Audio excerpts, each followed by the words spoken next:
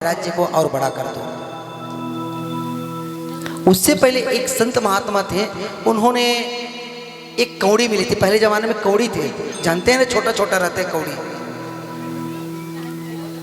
वो संत ने वो कौड़ी को उठा लिए और अपने कमंडल में रख लिए। उन्होंने सोचा अगर कोई दुनिया में दरिद्र मिल जाएगा तो ये कौड़ी को उन्हीं को दे दूंगा, मेरा तो कोई काम का नहीं है। बहुत दिनों तक उस कौड़ी को अपने कमंडल में रखे रहे। बहुत दरिद्र देखे लेकिन नहीं मिला। कई मंदिरों के सामने गए, कई गरीबों के झोपड़ियों में गए, उनको दरिद्र नहीं मिला। उनको अपने कमंडल में रख लिए और मन में विचार किया उस संत ने कि जब भी अगर कोई दरिद्र मिल जाएगा तो इसको मैं दे दूंगा। मैं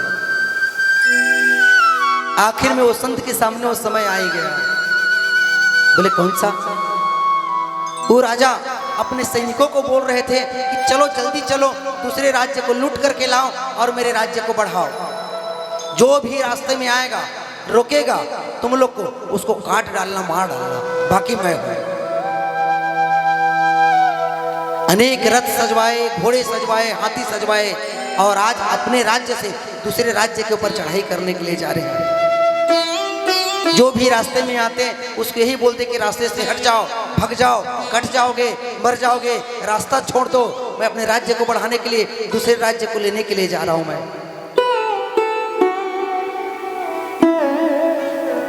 संत वही रास्ते में उनको मिले और जब राजा सामने में आए तो उनकी रथ रुकवाए और बोले कि महाराज कहाँ जा रहे हो? राजा ने कहा महाराज यहां से किनारे हो जाओ, भाग जाओ यहां से। उस राजा ने कहा कि बेटा मैं भाग तो जाऊंगा ना, लेकिन एक मिनट अपना हाथ तो खोलो थोड़ा सा। बात आ रही है समझ में आप सबको? उस राजा को कहा संत ने, बेटा अपने हाथ तो खोलो। उस राजा ने भी सोचा संत महात्मा शायद मुझे कोई आशीर्वाद प्रदान कर दे ताकि मैं अगले राज्य को लूटने में सफल हो जाऊं।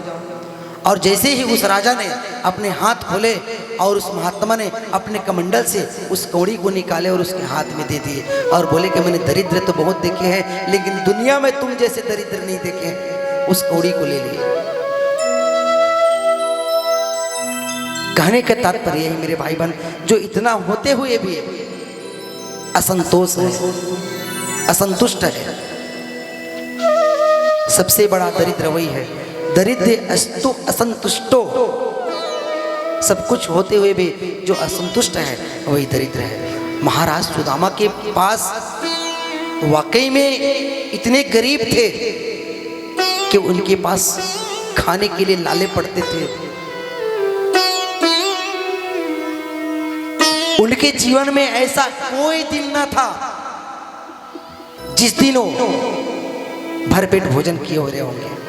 गरीबी तो इतने थे, 3-3, 4-4 बच्चे।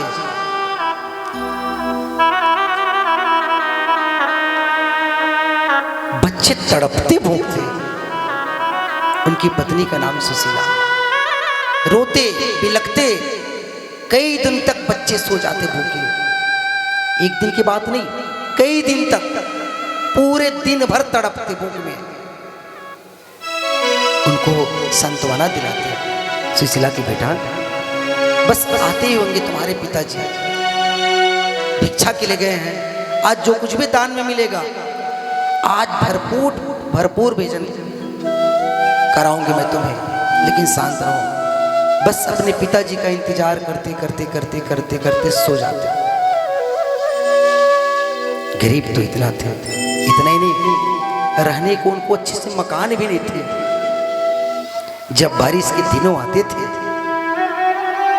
तो पानी बाहर नहीं जाते थे, सब पानी घर के अंदर। ऐसा कहीं आपको सुनने को नहीं मिलेगा कि सुदामा के बच्चों ने कभी अपने तन को ढका होगा वस्त्र से। सुशीला के पास भी जो साड़ी थी वो 50 जगहों से छेद थी। सुदामा जी महाराज के पास जो एक धोती थी, एक धोती से ही कमर के नीचे पहनते, अपने शरीर को ढकते और अपने सिर को ढकते। कल्पना करो सुदामा जी महाराज के जीवन में कितनी गरीबी रही होगी। गरीबी की पराकाष्ठा, लेकिन धन्य है सुदामा जी महाराज ने। जीवन में कभी अपनी गरीबी को किसी से बताई नहीं, कभी किसी से बताई नहीं।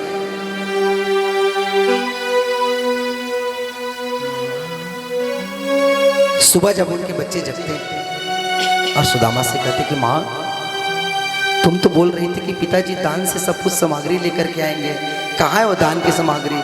दो ना माँ, खाने को दो ना माँ, बड़ी जोर से भूख लगी माँ, कितना समय दोगी माँ खाने के लिए? इतना रोते मेरे भाई बहन, सुदामा जी के तीनों बच्चे इतना रोते, बार बार उनको सांत्वना दिलाते और मन में सोचते कि बेटा यही ही नहीं तो कहाँ से दूंगा, कहाँ से लाके दूंगा। रोते रोते दोपहर को सो जाते। जब दोपहर को सो करके उठते, सुदामा जी महाराज पुनः मांगते कि माँ अगर है कुछ तो दो ना माँ। निवेदन करो मेरे भाई बहन, सुदामा जी की जो पत्नी थी, अपने बच्चे को ढांढस बंधाने के लिए घर के बाहर जाते और वहां से छोटे छोटे पत्थर के टुकड़े उठा करके ले आते और बोलते कि बेटा ये देखो मैं तुम्हारे लिए आलू लेकर के आई हूँ, बस ये उबल जाए फिर तुम आज भरपेट भोजन करना बेटा। इतना जैसे सुनते सुदामा के बच्चों ने कि आज तो भरपेट भोजन करने का सौभाग्य मिल रहा है, आज तो मैं भरपेट भोजन करूंगा, खूब आलू खाऊंगा, और खूब नाचते इस खुशी में कि आज पता नहीं कितने दिन के बाद आज हमारी माँ ने हमारे लिए भरपेट भोजन की आलू की व्यवस्था की। अम्मा जल्दी आलू पकाओ ना माँ। किसी पात्र में झूठे के जल रख के बच्चे को सांत्वना दिलाने के लिए उसमें उस पत्थर को डाल देते। अब आलू रहे तब न उबले हो। बार बार उस पात्र को बच्चे झांक करके जाते और इधर आकर के नाचने लगते। बस थोड़ी देर बाद आलू उबल जाएंगे, फिर भरपेट भोजन करेंगे। ये इंतजार करते करते करते करते पूरी रात गुजर जाती। फिर सुबह होते, फिर मांगते।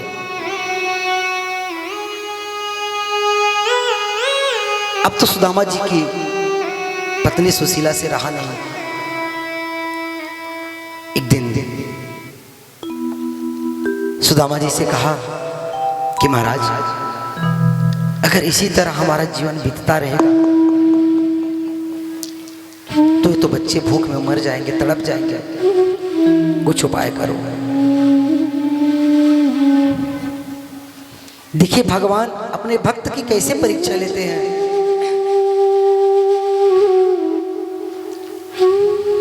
सुदामा जी महाराज ने सुशीला से कहा कि देवी चिंता मत करो, आज जरूर कुछ न कुछ तो दान में मिलेगा, आज मुझे विश्वास है।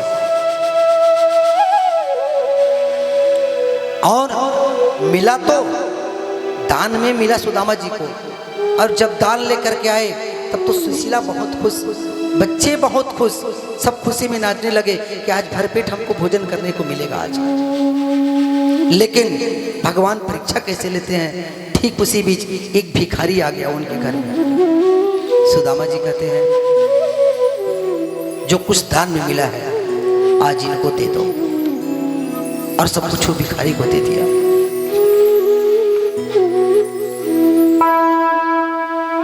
कई दिनों तक भूखे सोते,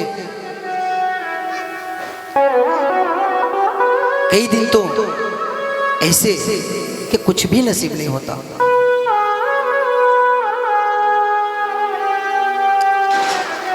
भगवान ने मैं मन में सोचा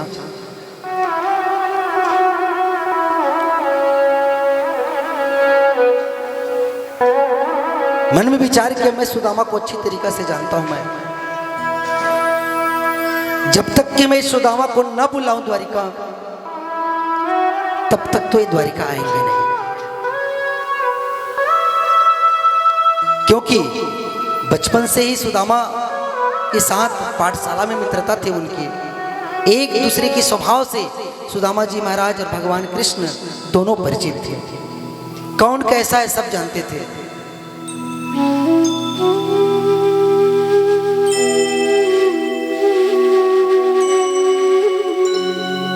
भगवान ने क्या किया, एक दिन केवट का रूप बना करके आए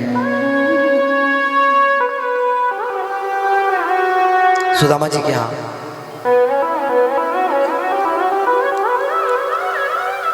भगवान ने केवट करीब ब्राह्मण का रूप बना करके आए सुदामा जी महाराज के यहाँ, और ब्राह्मण का रूप बना करके भिक्षा के लिए आए सुदामा जी महाराज के यहाँ। उस समय सुदामा पूजा पाठ के लिए गए थे, केवल अकेली सुशीला थी घर में। ब्राह्मण का वेश धारण करके आए। भगवान ने कहा कि भिक्षाम देहि माते, भिक्षा दो। अब जो कुछ घर में रहे तब ना भिक्षा दे सुशीला। रोते हुए घर से बाहर निकली और ब्राह्मण रूप लिए भगवान से हाथ जोड़ करके कहती है कि बाबा मुझे क्षमा करना, मैं तुम्हें भिक्षा नहीं दे सकती। बोले क्यों? मेरे घर सूतक लगा है आज। बोले सूतक? तुम्हारे घर में कुछ हुआ है? बोले हाँ, मेरे घर में एक पुत्र हुआ है। अच्छा, क्या नाम है तुम्हारे पुत्र का? मेरे पुत्र का नाम है गरीबी। भगवान तो अंतर्यामी है, सब कुछ समझ गए। अच्छा, इसलिए तुम भिक्षा नहीं दे रहे हो? बोले हाँ महाराज, मुझे क्षमा करना। देवी एक बात बताओ, क्या तुम्हारे ही पति को सुदामा जी कहते हैं? बोले हाँ।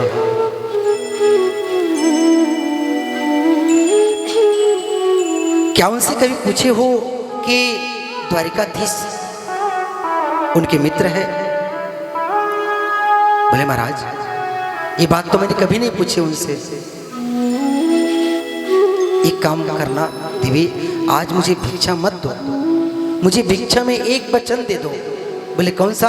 जब सुदामा जी महाराज पूजा पाठ करवा के आएंगे ना, तो उनसे बस एक कह देना, इस तरह गरीबी भोगने से अच्छा कि तुम चले जाओ द्वारिका और भगवान से मिल करके आ जाओ, भगवान सब दुख को दूर कर देंगे। बस यही कहना, यही मेरे लिए आज भिक्षा हो जाएगी। और पूछना उनसे, क्या द्वारिकाधीश तुम्हारे मित्र है? इतना कह करके ब्राह्मण रूप लिए भगवान ने वहां से चले गए।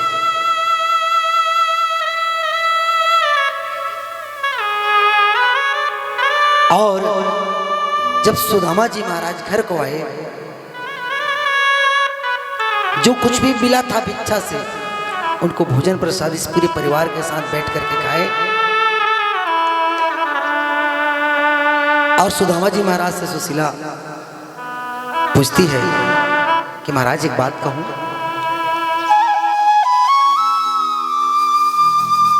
आज तक तुमने मुझसे एक बात छुपाई है। बोले कौन सा? आप मुझे बताइए नहीं कि आपके मित्र द्वारिकाधीश है। क्या आपको अपने मित्र द्वारिकाधीश से कभी मिलने की इच्छा नहीं होती क्या? सुदामा के नेत्रों से आंसू के पनारे निकल पड़े। जब मिलने वाली बात बोली ना, आंसू निकल पड़े, रोने लगे सुदामा जी महाराज। क्या करूं देवी, मिलने की इच्छा तो बहुत होती है कि मेरे पास में कुछ है नहीं। और शास्त्र ऐसा कहते हैं कि देवी, किसी मित्र के यहाँ, गुरु के यहाँ, मंदिर में, देवालय में, कथा में, कीर्तन में जाओ तो कभी खाली हाथ मत जाओ। अगर आपको भगवान ने कुछ सामर्थ्यवान बनाया है तो। आवाज मैं अपने मित्र को ऐसे क्या चीज से भेंट करूंगा? मेरे पास कोई चीज नहीं। क्या मन नहीं करता मिलने का? मन तो बहुत करता है देवी, क्या करूं मैं? बस मन करता है तो मन ही मन मैं अपने द्वारिकाधीश कृष्ण से मिल लेता हूं। ये भूमिका, एक पत्नी की क्या भूमिका होती है, एक कथा से सुनो। जो अपने पति को परमात्मा की ओर मोड़ दे, परमात्मा के पास भेज दे, वही सुशीला, वही एक सच्ची पत्नी होती है। भगवान से मिलने के लिए, भगवान की कथा के लिए प्रेरित करे, वही सच्ची पत्नी होती है। लेकिन कष्ट की बात है, धन्य है एक वो भी पत्नी है जो अपने पति को भगवान की कथा में सुनने के जाने के लिए मना करते हैं। कहते हैं कि तुम मत जाओ, मैं नहीं जा रही हूँ कथा में, तुम्हारी कोई जरूरत नहीं है कथा में जाने के लिए। आज कई समाज में ऐसे देखने को मिलता है जो अपने पति को मना करते हैं। धिक्कार है, ऐसे को चुल्लू भर पानी में डूब के मर जाना चाहिए। जो ऐसे पत्नी होती है जो अपने पति को कथा सुनने के लिए, भगवान के दर्शन के लिए, भगवान के मंदिर के लिए मना करते हैं, उनका तो मुख देखने में हजारों गौ की हत्या का पाप लगेगा जी। ये कथा हमें सिखाते हैं मेरे भाई बहन, याद रखिएगा। असली पत्नी तो वही है, असली पत्नी की भूमिका वही है, उत्तरदायित्व यही है कि अपने पति को भगवान की कथा की ओर, भगवान के मंदिर की ओर भेज दे।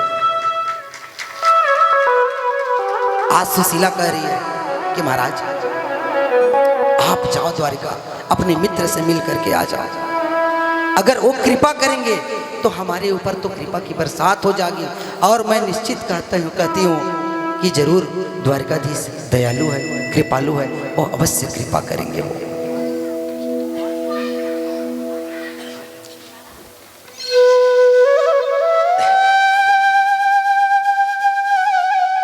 बोले देवी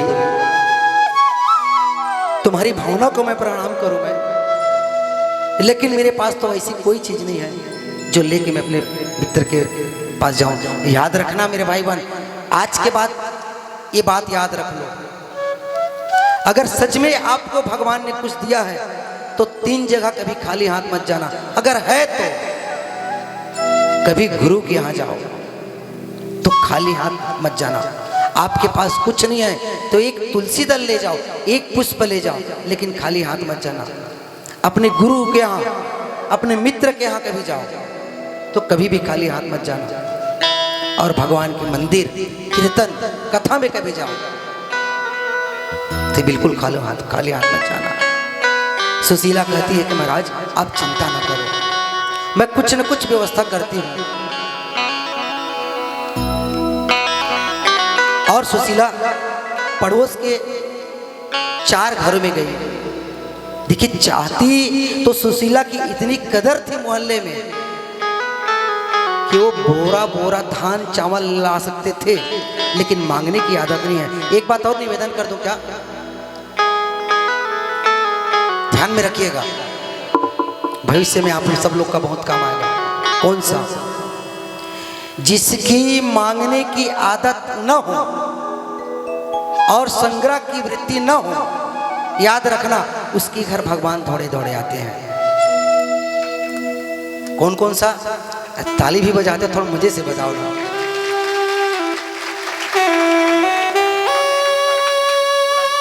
जिसकी मांगने की आदत न हो और जिसकी संग्रह की वृत्ति न हो, उसके घर भगवान आज भी दौड़े दौड़े जाते हैं। और सुदामा के जीवन में यही तो था, सुशीला के जीवन में यही तो थी।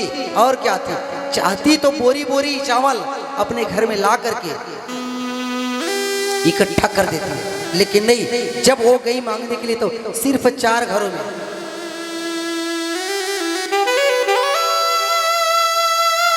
याचित्वा चतुरोन मुष्टिन पृथक कतांडुलन। अच्छा एक बात बताओ, ध्यान से सुनिएगा, एक बात बताओ,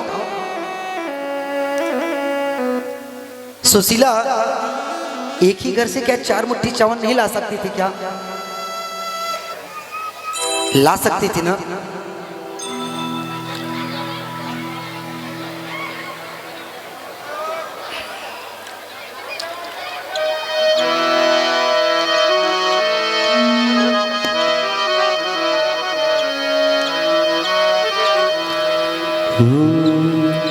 राधा रानी हमारी सरकार, फिकर हमें काहे। राधा रानी हमारी सरकार, फिकर हमें काहे की। हो राधा रानी हो श्यामा प्यारी, राधा रानी हमारी सरकार।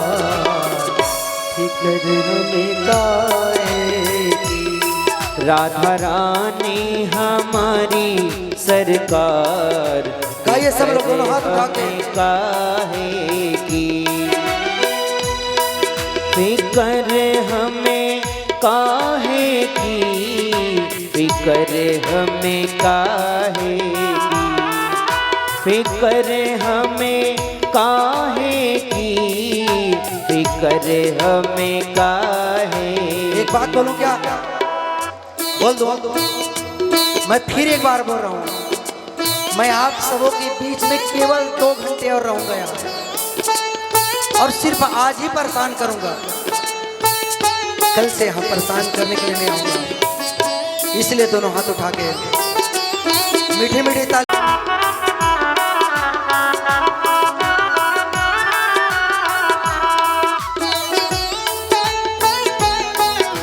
पुकारो। क्या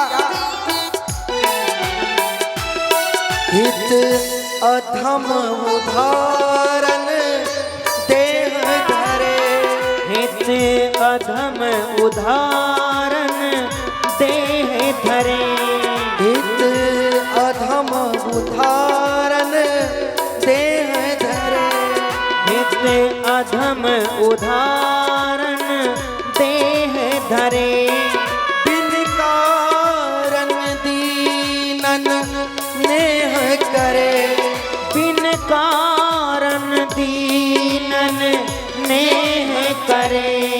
जब ऐसी हाजी, जब ऐसी हाजी, जब ऐसी दयालु सरकार, फिक्र हमें काहे की। राधा रानी हमारी सरकार, फिक्र हमें काहे की। एक बात बताऊं क्या? दोनों हाथ उठाए तो बताओ। आज के बाद याद रखोगे? एक बात रखोगे ना? कौन सी बात बता देता हूँ, बस यही बात याद रख लेना कि राधा रानी हमारी सरकार है, हमें दुनिया की परवाह नहीं है। ठीक है तो गाओ ना, वो राधा रानी हमारी, दिल से गाना, हृदय से निकालना आवाज, तब वो सुनेगी। ओ राधा रानी हमारी सरकार, फिक्र हमें काहे की।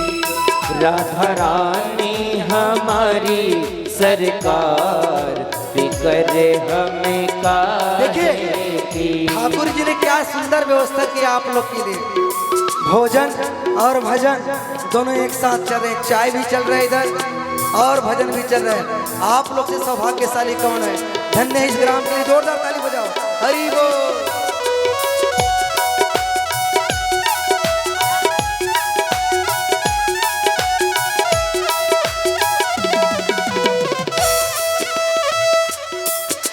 तो मैं निवेदन कर रहा था मेरे भाई बहन, चाहती तो 4 मुट्ठी क्या, सुशीला को 4 क्विंटल चावल मिल सकती थी, लेकिन 4 घरों जानो की आवश्यकता क्या थी।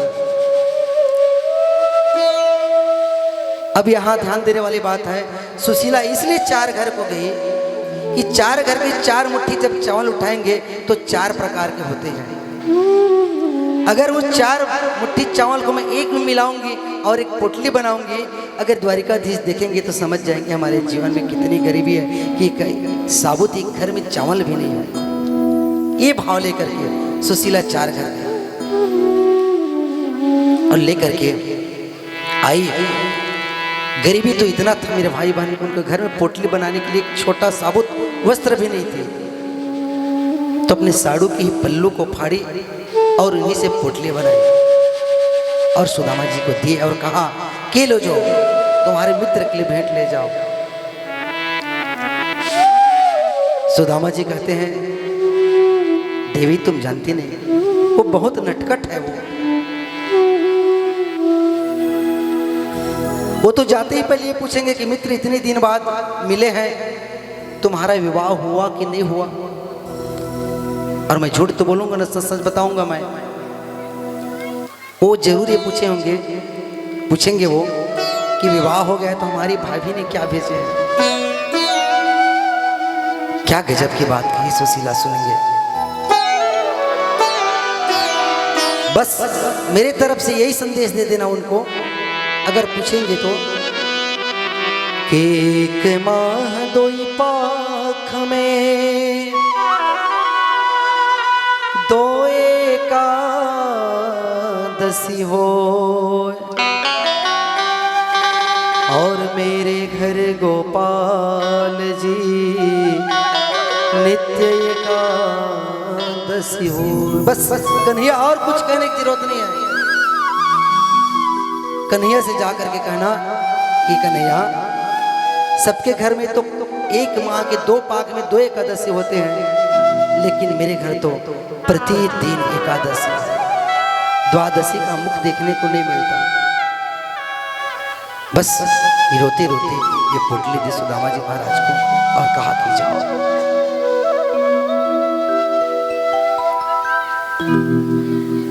और आज सुदामा जी महाराज वही द्वारिकाधीश के उस स्वरूप को अपने हृदय में धारण करके निकल गए, उन्हीं का नाम का स्मरण करते हुए। न सुदामा जी के पांव में पादुका, न सर के ढकने के लिए कोई वस्त्र, लेकिन इतना तो है, ब्राह्मण तो है, विरक्तात्मा है, जितेंद्रिय है, प्रशांतात्मा है, वो मस्तक पे तेज है उनकी। आवाज जा रही है, द्वारिका नगरी के लिए निकल गए। सुना कि बहुत दूर है द्वारिका नगरी। जाते जाते जाते जाते सुदामा जी महाराज थक जाते, विश्राम करने के लिए बैठ जाते वहीं पर, और मन ही मन भगवान से प्रार्थना करते, करे कन्हैया तुम कितने निष्ठुर हो चुके हो रे। तुम तो सबके दिल में बसने वाले हो, लेकिन सबके दिल में बसने वाले हो करके आज अपनी नगरी कितनी दूर बसा ली तुमने। कन्हैया, अब तो तुम्हारी लाख खुशी पड़े तो मुझे बुलाओ अपने द्वारिका नगरी तक। मेरी शक्ति नहीं है, मैं हार गया। फिर बैठते वहां पर, फिर उठते, कुछ दूर चलते और बस मन में यही सोचते